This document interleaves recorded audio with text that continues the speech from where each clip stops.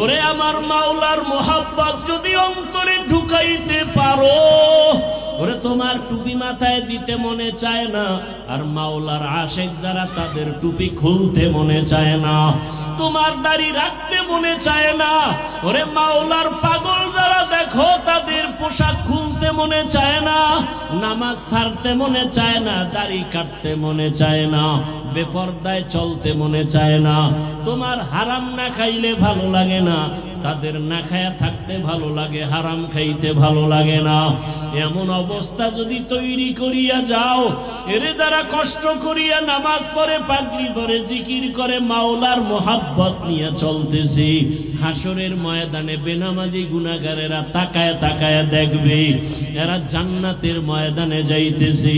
জান্নাতের মধ্যে নবীজির সাথে ঢুকার পর আমার আল্লাহ ঘোষণা দিবেন, ও জান্নাতীরা, জান্নাতে ঢুকিয়া ভালো লাগেনি? বলে হ্যাঁ। তোমাদের আশা পূরণ হইছে কিনা? বলে হ্যাঁ।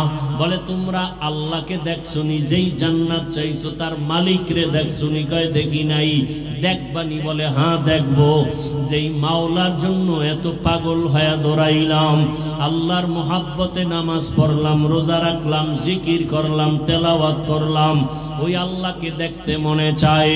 আমার আল্লাহ ঘোষণা দিবেন, ফেরেশতারা সুন্দর একটা স্টেজ বানাও, নবীদের হাজির করো, জান্নাতীদের ঘোষণা দিয়ে দাও, আজ আমি আমার আশিকদেরকে নূরের পর্দা উঠাইয়া আমি আমার মাওলার মোহাব্বতের আশিকদের সাথে মোলাকাত দিব।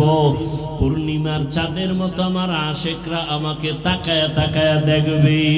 ও নবীর আশিকেরা, ওই মালিকের দেখার জন্য যদি অন্তরে তামান্না তৈরি করো, আল্লাহ ঘোষণা দিয়া বলেন, তাহলে নেক আমল করো।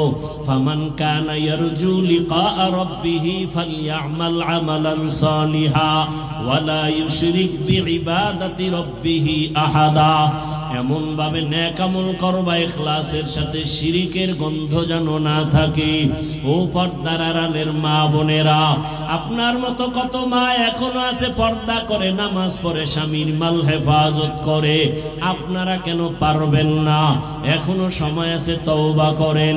মরিয়া গেল আর বেপর্দায় চলবেন না, নামাজ ছাড়বেন না, মোবাইলে সময় নষ্ট করবেন না, স্বামীর মাল হেফাজত করবেন।